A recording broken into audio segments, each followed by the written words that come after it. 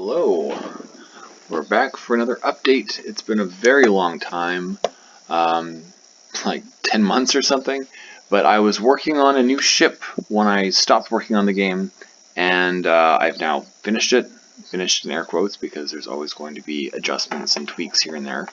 But yeah, this is the new ship right here, the Medusa. So I'm just going to get right into it here. So its primary fire is a laser, which has a scope that you're looking through right now as I'm searching through. And when you shoot someone with it, it does an EMP effect. It also cuts through multiple ships and objects, which is not generally useful for hitting multiple ships at a time because getting that lined up is a rare situation, but it is useful for breaking up stuff in the environment to give yourself more lines of sight. It doesn't do that at its lowest charge level, but every other level it does. Excuse me. Before I get to its other stuff, I'll just point out the scope here has been upgraded. So now we have like an outline kind of eyepiece thing on it that helps distinguish the scope from the area around it, which I think makes it a bit less disorienting and a little more clear what exactly you're looking at. I'm sure it could be improved still, but it's better than it used to be. And also we've got this little nav pointer thing so we can actually see which way we're looking, because it was very confusing before unless you were familiar enough with the game to know to just unclick to see which way you're looking. But that was pretty clunky, so that's also been improved. Also the dashboard here, this is not the final configuration by any stretch, but I did manage to get things to scale properly, so it should, out of time, it should look the same regardless of the screen that the game is being played on. So that's a good thing. We can actually read the AP numbers, they're not so small. But yeah, the rest of this is subject to change. It's all just kind of crammed on there for now, just because the information is important. Okay, one more small thing. I've added a shortcut key so you can turn off the notifications there, because they do tend to crowd the screen space sometimes. I find them useful if something weird happens in the game and I want to just take a quick look and see if someone got damaged when they weren't supposed to or whatever. But it also has some uses gameplay wise. But if you don't want it, you can turn it off by pressing M. That'll be in the controls later. Let's see, let's get an opponent ship over here. We'll get this guy, fly him over to our Medusa. And so the Medusa has a bigger force field than other ships do. Not as big as the mothership, but still bigger. And its secondary fire is that. It's an area of effect. Does 30 damage, which is pretty standard for a secondary weapon. Although it can hit multiple ships at once if they happen to be all bunched together. More importantly, it pushes them away, which is where the Medusa wants its opponents, so that you can use your scope on them, take advantage of that. Although I just lost where that guy went. There he is. Shoot him also. He's already been zapped, but it's more damage anyways. Yeah, and then the Medusa's ability is the static moons. They do a very small amount of damage and a level 1 EMP, meaning it disables the secondary fire of the ship that they hit. It also affects the ship's engine efficiency, so they'll burn through their EP faster. That's with any level of EMP that they're hit with. And if I were to get more ammo for my ability, I could use it now and get those moons back that I just used up. Or I can wait until they're gone, or until they're mostly gone, and use it again. But these things don't time out. I was going to make them turn off after a certain number of turns, just like the gravity well, but it doesn't really seem like it has the same level of... it's not as disruptive to the game overall, which is funny because I call the Medusa ship the Disruptor class ship, but that particular ability, it's more just defensive. It's meant to keep enemy ships at a distance so that if you want to shoot at it, you got to either sneak in through there really quickly if you're a fast enough ship, or shoot at them farther away. Which is not like super hard, but you know, it's something. But yeah, that's the gist of it for the Medusa. Obviously, his laser is more powerful at different levels, and his supernova attack, when his stardust meter is filled up, it's a laser that it does a little more damage, and it also does burn. I didn't want to make it do a shutdown effect because you could theoretically do that every turn if the situation's right. So I have to be really careful with the shutdown EMP effect because that could be very cheap very quickly. But I think it's still a good supernova attack with the damage that it does and the burn. But anyways, let's move on to the next thing. Just one little thing actually. I want to have more environmental stuff, which is tricky because it's space. It's also just, you know, random junk floating around. All of these rectangles and things will of course be replaced in the future by, I don't know, bits of satellites or, I don't know, whatever I can come up with.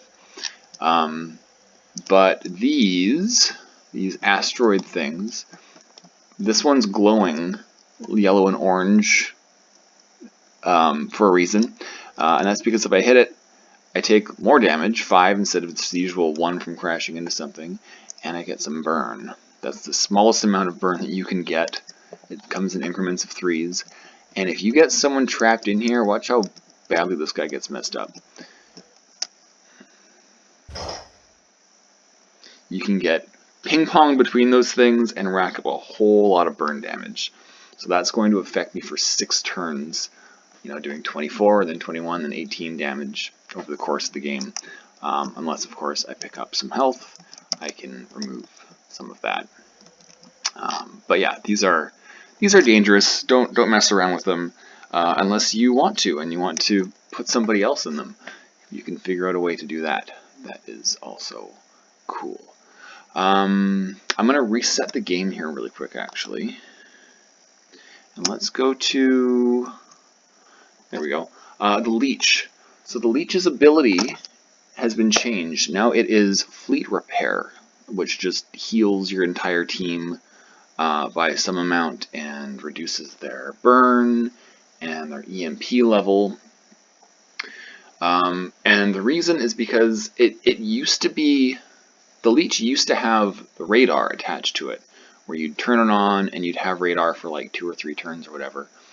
And I found that the radar was just too important for the game's playability and just navigation in space to have it tied to one particular ship's ability that only lasts a couple of turns. I wanted to have the radar on all the time, so that's basically what we get. So it's important at the start of the game, especially with Motherships mode, that you don't know exactly where you are in relation to other players, unless you have something to give you that information. And so there's no radar. The top here is your, it's like a compass sort of thing. I'll show you that in a second. You, as in probably me watching. Anyways, yeah, so there's no radar until either you discover the bounds of the level, which I was hoping I would find quicker. Oh, there we go. Oh, hey, I just got the side one. Okay, so we're on the east side. Go through here. We can see that we're on the west side. I'm going to cheat and give myself some more AP.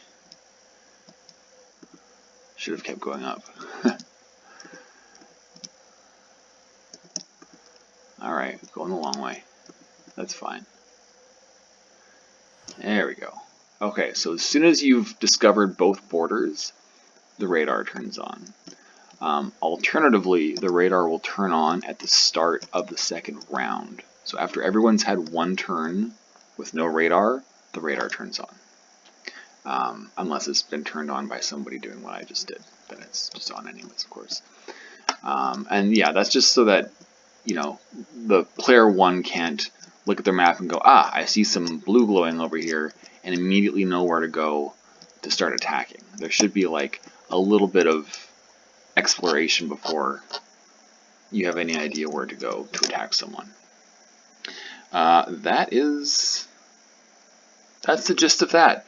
One last thing that I wanted to show is the sudden death, but I'm not actually going to show it working because it's going to take a long time. So at the top of the screen, we've got our turn timer and our sudden death timer. And so when that time runs out, you'll get a little notification up here that says, what does it say? Sudden death coming or something like that. And at the start of the next turn, this heat circle will start to close in on the whole map. And anyone that's in the glowing red area at the start of their turn will take some points of burn damage or whatever. And so it functions just like any battle royale game, where as the turns go on, that space shrinks and shrinks and shrinks, and forces everybody more into the middle. There's going to be other sudden death modes in the future, but that's all I've got right now. It looks really, really ugly at the moment. It's like a circle that's way too small, that's blown up way too big, so there's big jaggy pixels. But that's okay. You know, it is what it is. Yeah, I think that is everything. So we'll leave it there. I hope I'm not forgetting anything. I mean, I made other small changes. Actually, you know what? One other quick thing. Let's get to our Orb Weaver. I didn't want this guy's secondary weapon to be treated like a missile. It's meant to be mines, where you leave them and they stay there and they, you know, sort of make an area unsafe. So he blasts out 3 mines, and all I did was made it so that they shoot out further away, which means it makes it safer for the one that uses, you know, the Orb Weaver that uses the mines. But it also makes it less likely that you're going to get a single ship trapped with all 3 of them the moment you use it, because at that point it becomes more like a missile with more steps. So I'm hoping that will help that situation, so that this weapon can actually be used more as it was intended. But yeah, that is everything for now. Thanks. Bye.